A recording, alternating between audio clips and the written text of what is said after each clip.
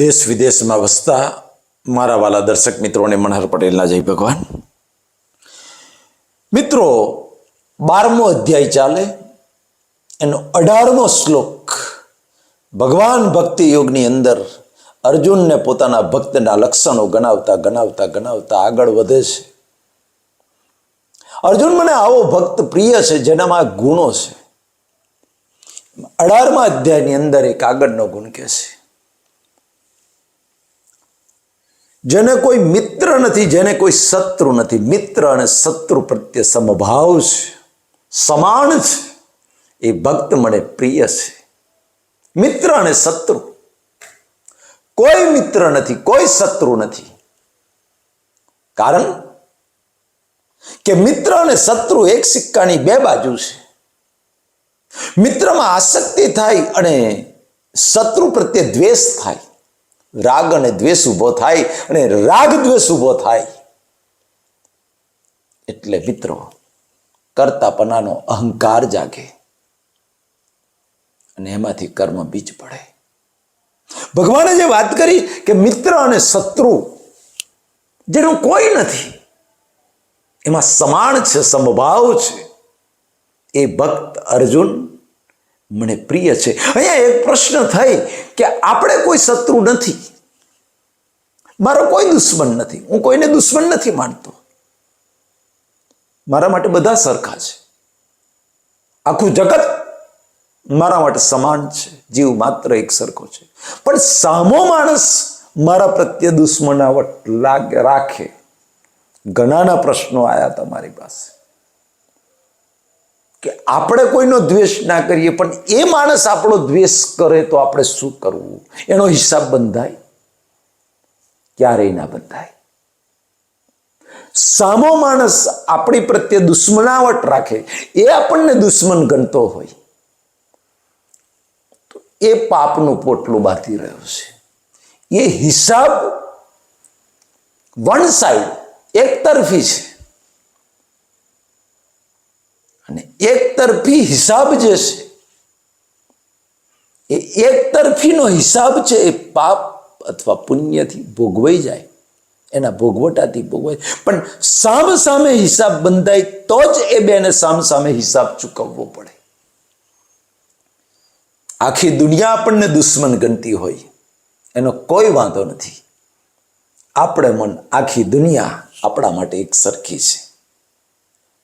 જો બીજો મને દુશ્મન ગણતો હોય, બીજો મારા પ્રત્યે વેરભાવ રાખતો હોય, બીજો મારી નિંદા કરતો હોય, બીજો મારા પ્રત્યે અણગમો રાખતો હોય, દુશ્મનાવટ રાખતો હોય, અને જો એ કર્મ, એ હિસાબ મને બંધાય તો આ દુનિયાનો કોઈ જીવ મુક્તિને ના પામી શકે.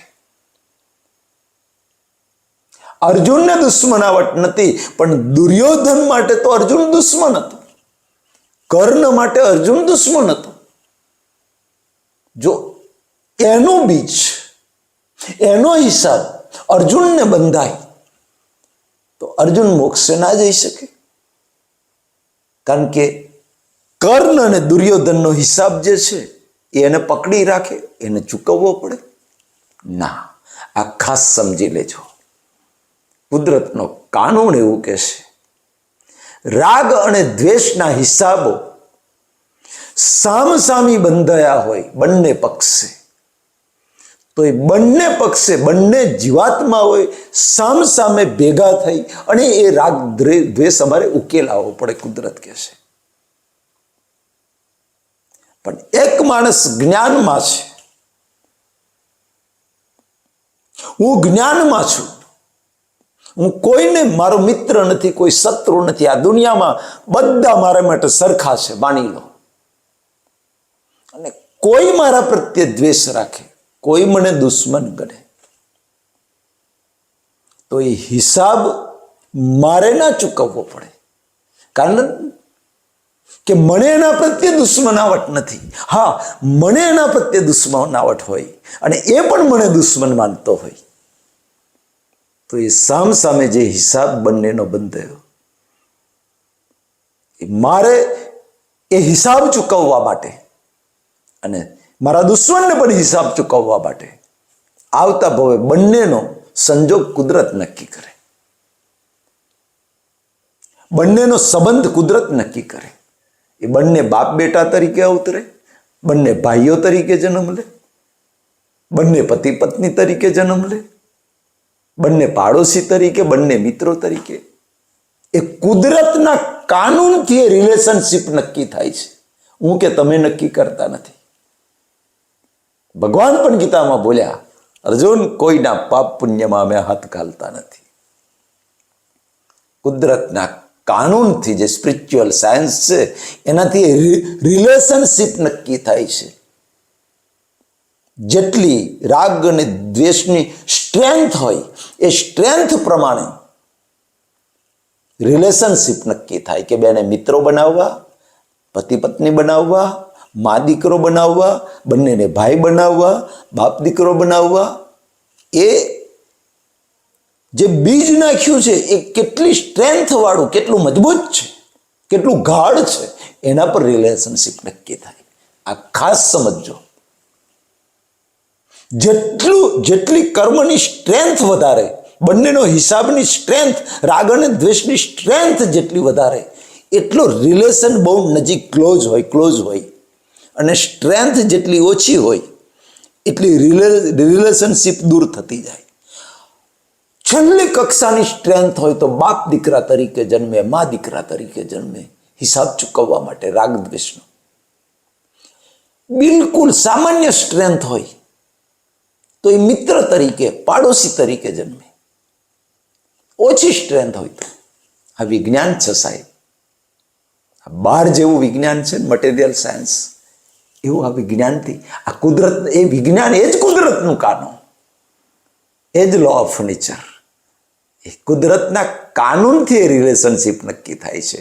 અને રિલેશનશિપ એમને એમ નથી. મેં કહ્યું ને, હિસાબની સ્ટ્રેન્થના આધારે એ ઓટો મોડ પર છે આખું. ઓટો મોડ પર. જેવી રીતે આપણું કોમ્પ્યુટર જે છે, નથી અંદર નાખ્યું હોય, સોફ્ટવેર નાખ્યું હોય, તો જેવું તમે નાખો, એન્ટ્રી નાખો, એની જાતે ગોઠવાઈ જાય, આ બધું થઈ જાય, કારણ કે નાખેલું છે. એ કુદરતનું સોફ્ટવેર છે આખું આ. અને કુદરતનું જે સોફ્ટવેર છે એ સોફ્ટવેર પ્રમાણે, કુદરતના સોફ્ટવેર પ્રમાણે એ રિલેશનશિપ નક્કી થઈ જાય, સોફ્ટવેર પ્રમાણે. ખાસ સમજવા જેવું છે, જાણવા જેવું છે મિત્રો. અને એટલે દુનિયા ભલે દુશ્મન, મારા પ્રત્યે વેરભાવ રાખે, દુશ્મનાવટ રાખે, મારો દ્વેષ કરે, મારી નિંદા કરે, સહેજ પણ ચિંતા કરવા જેવી નથી. આપણે તો આપણું કપડું ના બગડે જોવાનું, આપણા કપડાને છાંટા ના ઉડવા જોઈએ. બસ આપણા નિમિત્તે કોઈનું કપડું ના બગડવું જોઈએ.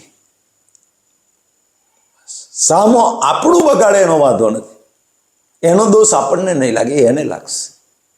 સામો મને દુશ્મન ગણતો હોય, પણ હું જો જ્ઞાનમાં હોઉં, મારી પાસે જ્ઞાન દ્રષ્ટિ હોય, અને મને સહેજ પણ દુશ્મનાવટ ના હોય એના પ્રત્યે, સહેજ પણ ના હોય દુશ્મનાવટ,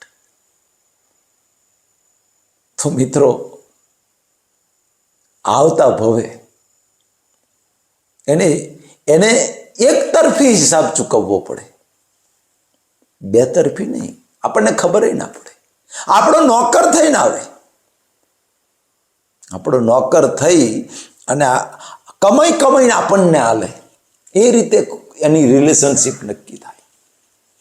અને પાપ બંધાય એનું, દુશ્મનાવટ રાખી, કોઈના પ્રત્યે દ્વેષ કર્યો, વેરભાવ રાખો, એનું પાપ બંધાય. એટલે પોતે કષ્ટો ભોગવતો હોય, કષ્ટો ભોગવતા જે દુશ્મનાવટ રાખી છે, એટલું જ રિપેમેન્ટ કરવું પડે, એટલું જ આપણને એને સુખ આપવું પડે. કુદરતના કાનૂન છે. કારણ કે હિસાબ એક તરફી છે. જેવી રીતે અત્યારે તમે જ્ઞાન દ્રષ્ટિમાં છો, એના પ્રત્યે ન્યુટ્રલ છો, એના પ્રત્યે તમને વેરભાવ નથી, એવી આવતા ભવે તમારો નોકર થઈને આવે ત્યારે તમે ન્યુટ્રલ જ હો, કારણ કે જ્ઞાન દ્રષ્ટિ પણ કેરી ફોરવર્ડ થાય. એટલે તમને એના પ્રત્યે રાગે ના હોય, દ્વેષ ના હોય. તમે ના કહો તોય તમારો નોકર થઈને આવે ને તમને કમાઈ ના લે, કારણ કે ગયા ભવે તમારા પ્રત્યે દુશ્મનાવટ રાખી છે, એ હિસાબ ચૂકતે કરવા આવ્યો છે. ભલે તમે એને 100 રૂપિયા ના આપો મજૂરી તોય, પગાર ના આપો તોય, આનું નામ જગત છે, આનું નામ સ્પિરિચ્યુઅલ સાયન્સ, આનું નામ ભગવદ્ ગીતાનું વિજ્ઞાન. મિત્રો, એટલે આપણે તો આપણી સેફ સાઈડ રાખીને, આ જ્ઞાન દ્રષ્ટિ રાખીને જીવવું. કોઈ આપણા પ્રત્યે ગમે, આપણો કોઈ મિત્ર નથી, કોઈ શત્રુ નથી. જીવ માત્રમાં મને પરમાત્મા દેખાય છે, બસ. મમય વાંસો જીવ લોકે. જીવ માત્રમાં ચેતન તત્વ પરમાત્મા. દરેક માણસ પોતપોતાની પ્રકૃતિ ઉકેલી રહ્યો છે, બસ. અંદર બેઠેલા પરમાત્માને જુઓ. કૂતરામાં જુઓ, ગધેડામાં જુઓ, બિલાડામાં જુઓ, પશુ પક્ષીમાં, જાનવરમાં, જ્યાં જ્યાં ચેતન છે એની અંદર પરમાત્મા બેઠેલા છે. કોઈના પ્રત્યે વેરભાવ નહીં, કોઈના પ્રત્યે વધારે પડતી આસક્તિ નહીં, મિત્રતા નહીં, કોઈના પ્રત્યે મિત્રતાય નહીં અને દુશ્મનાવટય નહીં. ન્યુટ્રલ. મારા માટે બધા સરખા, જીવ માત્ર સરખો. કારણ કે જીવ માત્રની અંદર પરમાત્મા બેઠેલા છે, એટલે મારા માટે જીવ માત્ર એક સરખા છે બધાના માટે. સમભાવ એ યોગ છે. જીવ માત્રમાં જ્યારે ભગવાન દેખાતા થશે, મારા પેકિંગ છે તો એનું કર્મ ભોગવે છે. જીવ માત્ર પોતપોતાની પ્રકૃતિ ઉકેલે છે. જેવી પ્રકૃતિ લઈને આવ્યો છે એવી પ્રકૃતિ કુદરત ઉકેલ આવે છે. કુદરતના સોફ્ટવેરથી ઉકેલી રહી છે. સોફ્ટવેર પ્રમાણે, હિસાબો પ્રમાણે. અંદર તો અનંત જ્ઞાનવાળો, અનંત શક્તિવાળો, અનંત સુખવાળો જીવ માત્રની અંદર પરમાત્મા બેઠેલા છે. અર્જુન જે બધામાં મને જુએ છે ને મારામાં બધું જુએ છે, એ જ સાચું જુએ છે, એ જ સાચી દ્રષ્ટિ છે. ગીતામાં કહેવું પડ્યું, બધામાં મને જુએ છે, બધામાં આત્મતત્વને જુએ છે, એ જ સાચું જુએ છે. કદાચ આત્મતત્વની દ્રષ્ટિ ઊભી ના થાય, કમસે કમ હું જે ઈષ્ટદેવને માનું છું, જીવ માત્રમાં એ ઈષ્ટદેવને જોવાનો પ્રયત્ન કરો. આપણે જેને માતાજીને માનતા હોય, શિવને માનતા હોય, રામને માનતા હોય, કૃષ્ણ, જેને માનતા હોય એને, દરેકમાં મને મારો ઈષ્ટદેવ દેખાય છે. સાહેબ, કોઈના પ્રત્યે વેરભાવ ઊભો નહીં થાય, કોઈના પ્રત્યે આસક્તિ ઊભી નહીં થાય. બધા એક સરખા દેખાશે. આખું જગત એક સરખું. સમદ્રષ્ટિ. બસ. દરેક માણસ પોતપોતાના પાપ પુણ્ય પ્રમાણે સુખ દુઃખ ભોગવે છે. પાપ પુણ્ય પ્રમાણે પ્રકૃતિનું પોટલું લઈને આવ્યો છે ને એ પ્રમાણે એમાંથી જેમ જેમ જેમ જેમ માલ નીકળે છે એમ સુખ અને દુઃખ દરેક માણસ ભોગવતો જાય છે. બસ ભોગવતો જાય છે. જીવ માત્ર પોતપોતાના કર્મોનું ફળ ભોગવે છે. અંદર બેઠેલો પરમાત્મા ચેતન તત્વ એ તો અસંગ છે, નિર્લેપ છે, અકર્તા છે, અનંત સુખવાળો છે. એવા પરમાત્માને જોતા શીખો. એ જ્ઞાન દ્રષ્ટિ ધીમે ધીમે ધીમે ધીમે જેમ જેમ અભ્યાસ કરીશું ને એમાં જ્ઞાન દ્રષ્ટિ વધતી જશે, ઊભી થતી જશે. મિત્રો, તો 18મા શ્લોકનો આ પહેલું જે લક્ષણ છે ભક્તનું, અર્જુન, જેને કોઈ મિત્ર નથી, કોઈ શત્રુ નથી, મિત્ર અને શત્રુમાં સમભાવ રાખનારો એ ભક્ત મને પ્રિય છે, આવું કહ્યું છે. આપણે પણ ભગવાનના પ્રિય ભક્ત થવું હોય તો આ ગુણને આપણે આત્મસાત કરવો પડશે, આ દ્રષ્ટિને આત્મસાત કરવી પડશે. અને આ દ્રષ્ટિ આત્મસાત કરવાની મારા બધા જ મુમુક્ષુઓને દરેકની અંદર બેઠેલા પરમાત્મા અનંત શક્તિ આપે, અનંત જ્ઞાનવાળી દ્રષ્ટિ આપે, એવી મારી હૃદયથી પ્રાર્થના. મનહરભાઈના જય ભારત, જય હિન્દ, જય ગુજરાત.